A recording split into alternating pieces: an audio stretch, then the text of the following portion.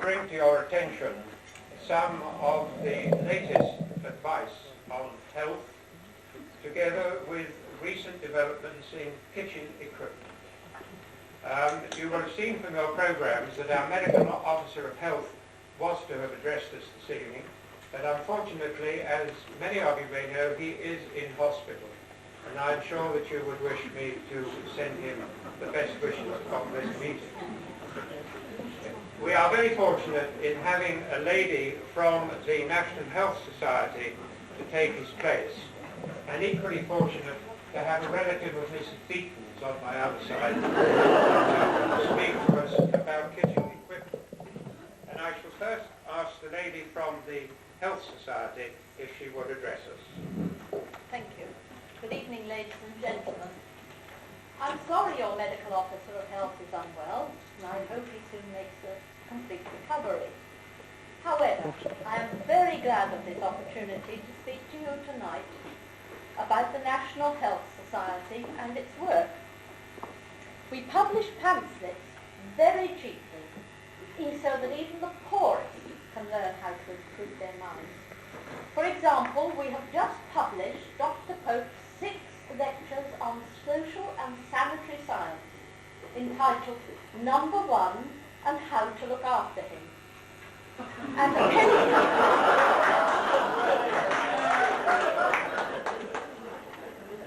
penny each, our leaflets are bargains not to be ignored.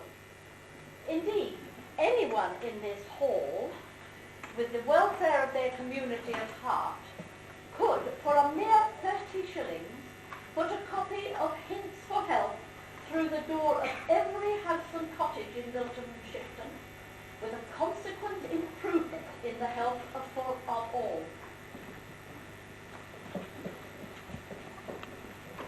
Our annual almanac. Allow me. Our annual almanac has daily hints for health and other purposes, and it will help your family and your servants to easily remember the important points of sober, clean, and healthy living. For today, it says never sit in damp clothes. I believe it's raining outside. I hope that none of you are. We are using practical means as well as literature to spread the all-important word health. Prizes are offered to London and Liverpool board school girls who become proficient in domestic economy, cookery, and swimming. Clergymen, I can't see the clergymen, but clergymen and others desirous of receiving simple lectures on sanitary matters for mothers' meetings and working men's clubs can apply to our secretary for simple lectures. Handsome prizes have been awarded to working plumbers who have benefited from these lectures. Now, prevention is our watchword. Take, for example, dress. Clothes that are too heavy and tight are injurious. They interfere with movement of the body and the limbs. Walk with freedom should be our aim. Tight lacing does great harm.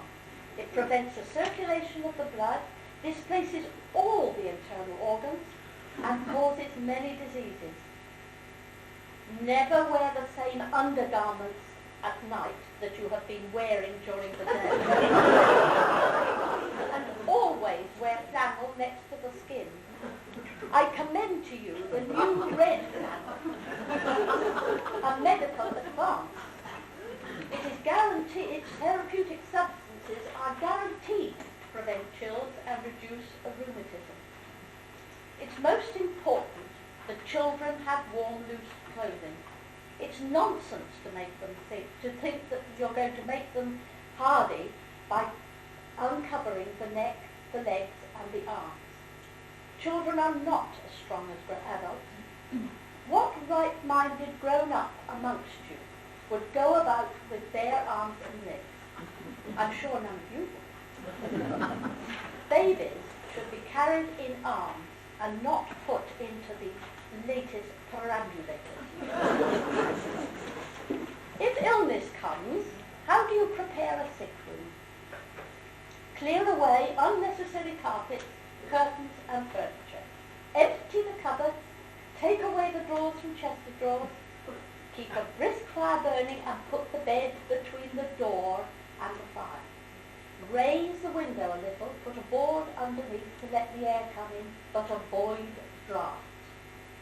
In cases of infectious diseases, put a pail of condensed fluid in the corner of the room to take the clothes from the sick bed. And a sheet must be soaked in carbolic acid and water and placed on the outside of the door. That is most important. It must be placed on the outside of the door. It takes great patience and self-control to nurse a case of fever. Only the person in charge of the patient should be allowed in the room, and she should not mix with anybody else. She must wear cotton washing clothes. And ladies, please, no woman in the sick room. Germs cling to women. And no dogs or cats either, as fever germs can stay in their fur. Children in a house of fever should not go to school to prevent infection spreading. And in the sad case of death, friends and neighbours should not be invited in. They should be positively discouraged.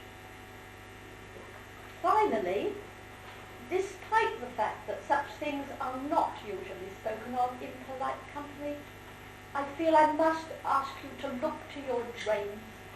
They harbour dirt and diseases and produce the most offensive smells throughout the house. A bad smell is always a sure sign of danger to health. I hope I've been able to pass on to you some of the work that we are doing in the National Health Society. Do write to us if you think we can help you in any way with the help of yourself or your community. Thank you.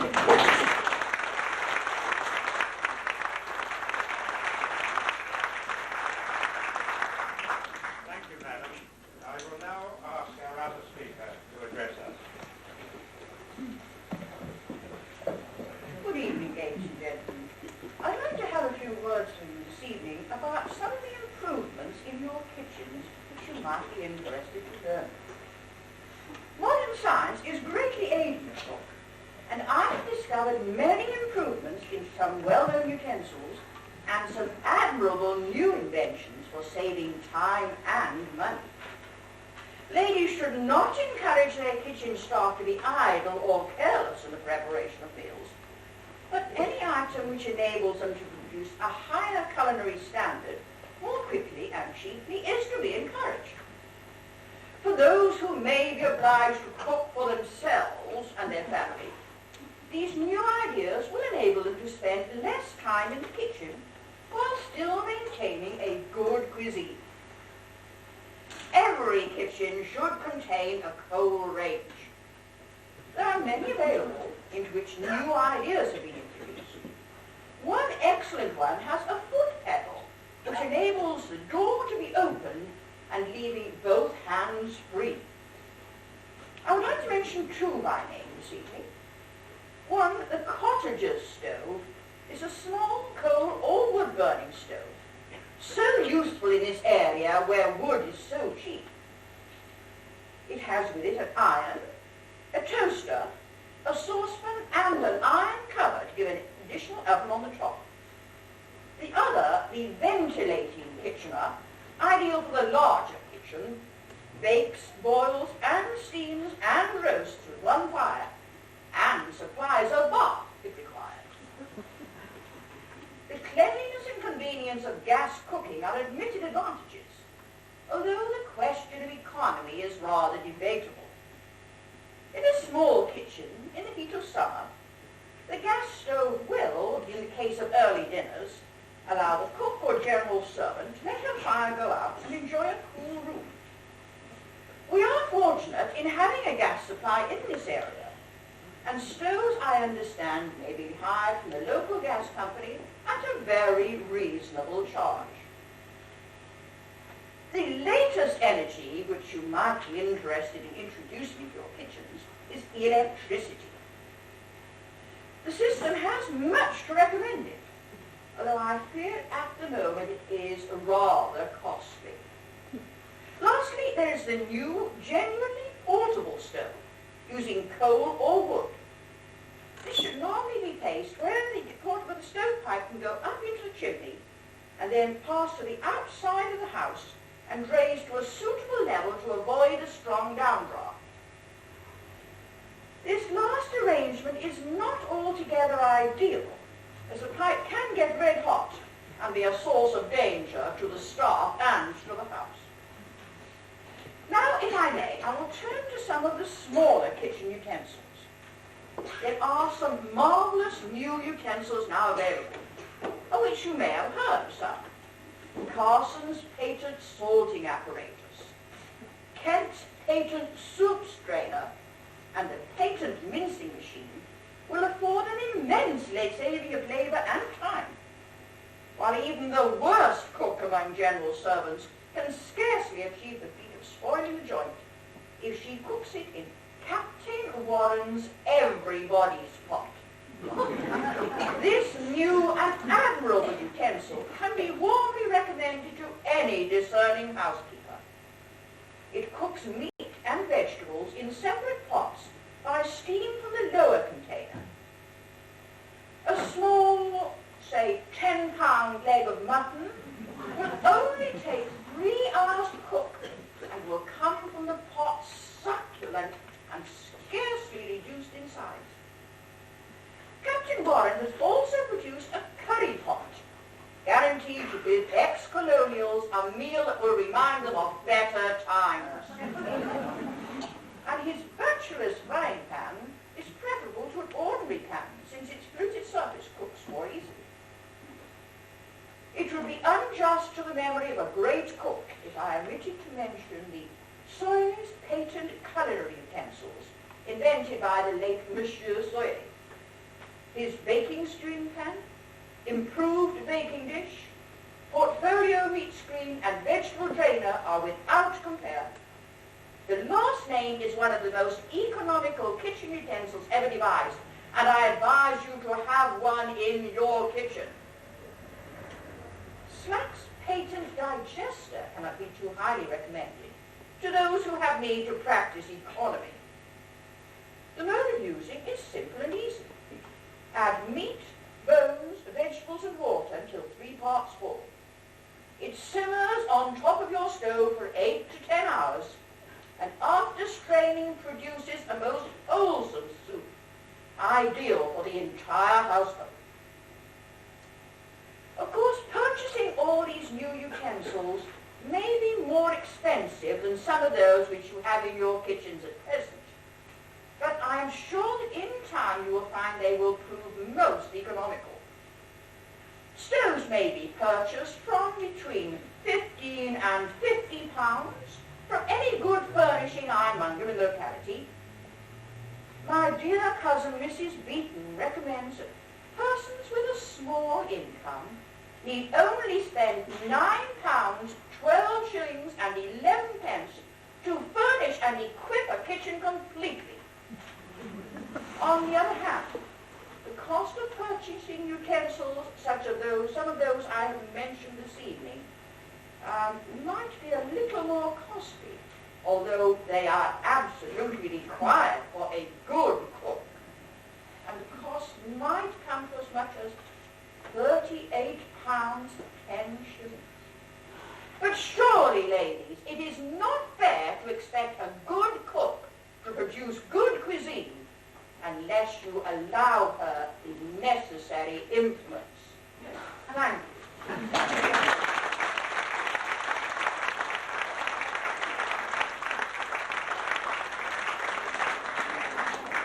Thank you very much, ladies. We really are fortunate to be living in such a progressive age and to be able to take advantage of these new inventions. The advice we have received so far has been of a practical nature, related to health and domestic economy. Perhaps you would allow me to make a few suggestions about behaviour. It so happens that I have recently returned from America, where I came across a little book called Don't, which is a manual of mistakes and improprieties more or less prevalent in conduct and speech. And although it is, of course, addressed to our American cousins, I thought it just possible that there might be one or two people in the hall who could benefit from it. I have selected the chapter which is affectionately addressed to womankind. Don't over-trim your gowns or other articles of apparel. The excessive trimmings on women's garments, now so common, is a taste little less than barbaric, and evinces ignorance of the first principles of beauty, which always involve simplicity as a cardinal virtue. Don't submit so vilely to fashion. Believe in your own instincts and the looking glass, rather than the dicta of the mantua makers, and modify modes to suit your personal peculiarities. How is it possible for a tall woman and a short woman to wear garments of the same style without one of them being sacrificed? Don't forget that no face can be lovely when exposed to the full glare of the sun. A bonnet should be so constructed as to cast the features partially in shade, for the delicate half shadows that play in the eyes and come and go on the cheek give to woman's beauty one of its greatest charms. When fashion thrusts the bonnet on the back of the head, defy it. When it orders the bonnet to be perched on the nose, refuse to be a victim of tyranny. Don't wear at home faded or spotted gowns, or soiled finery, or anything that is not neat and appropriate. Appear at the breakfast table in some perfectly pure and delicate attire, fresh, cool, and delicious, like a newly plucked flower.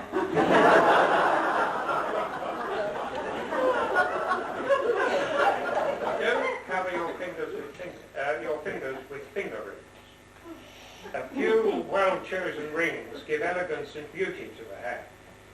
A great number disfigure it, while the ostentation of such a display is peculiarly vulgar. And what are we to say when many ringed fingers show a neglect of the wash basin? Don't wear earrings that draw down the lobe of the ear. A well-shaped ear is a handsome feature, but an ear misshapen by the weight of its trinkets is a thing not pleasant to behold. Don't wear diamonds in the morning.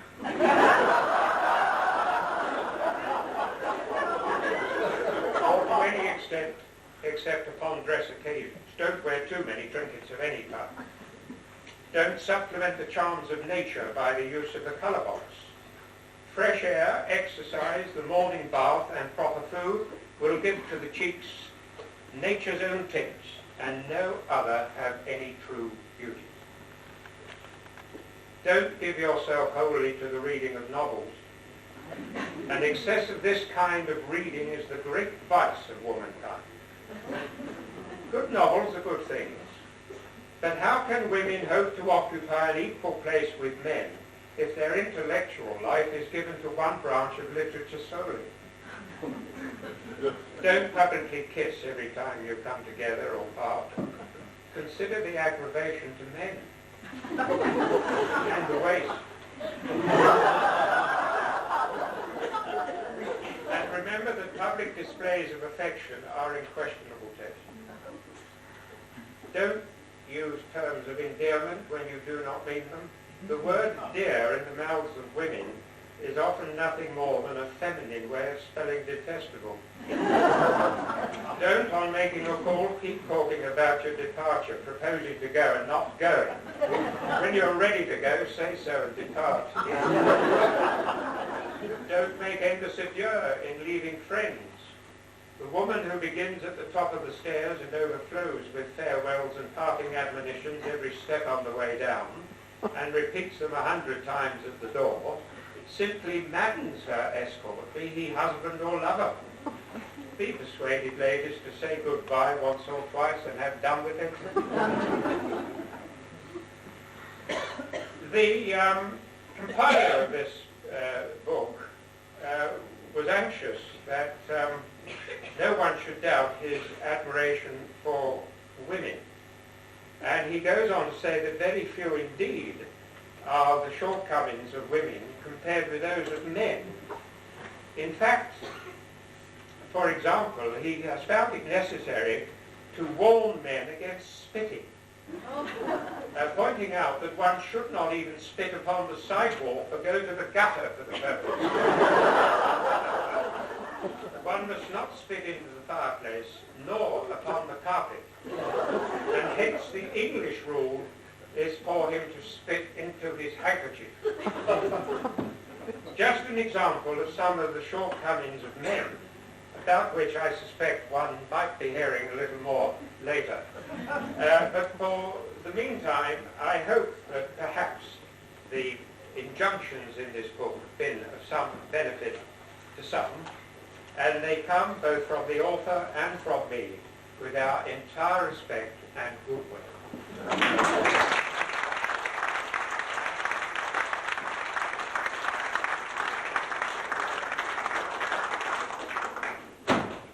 Poor young woman, what's lost her way?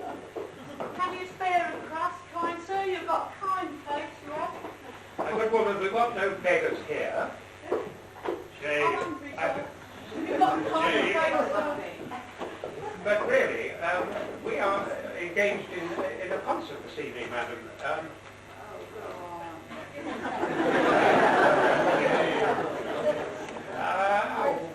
I think perhaps if you care to earn a little refreshment by perhaps entertaining the company, we might be able to help you.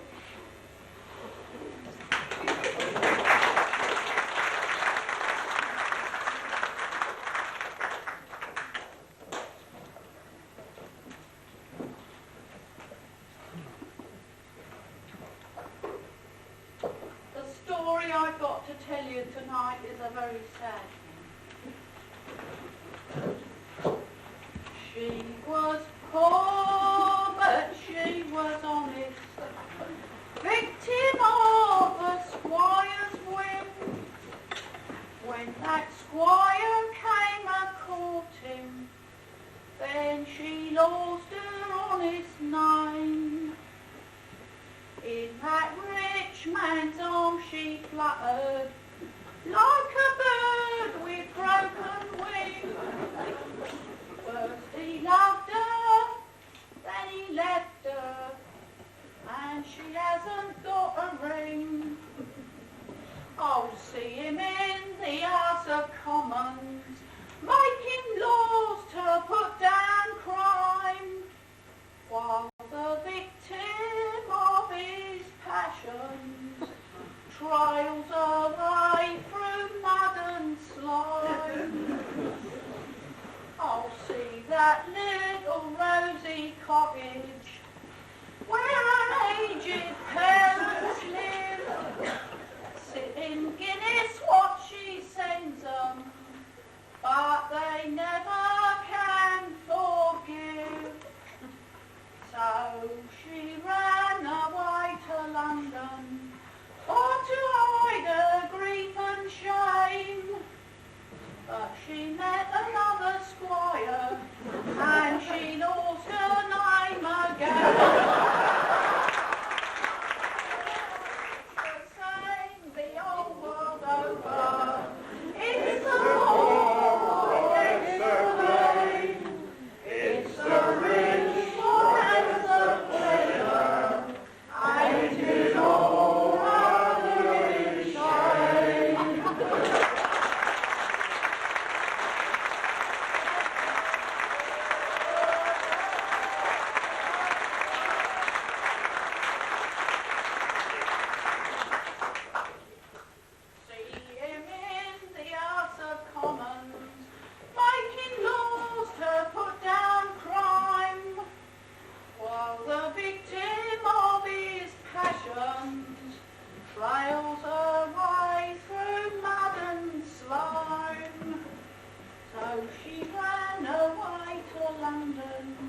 for to hide her grief and shame. But she met another squire, and she lost her name again. Oh, it's the same the whole world over. It's the poor gets the blame. It's the rich one has the pleasure, aims in all of living shame.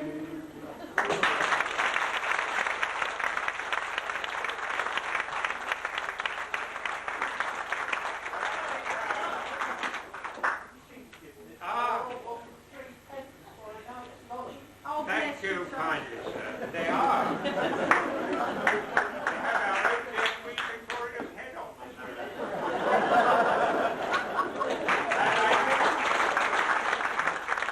Someone would please take our uninvited guest to the kitchen, find her some refreshment, keep her away from the strong drink.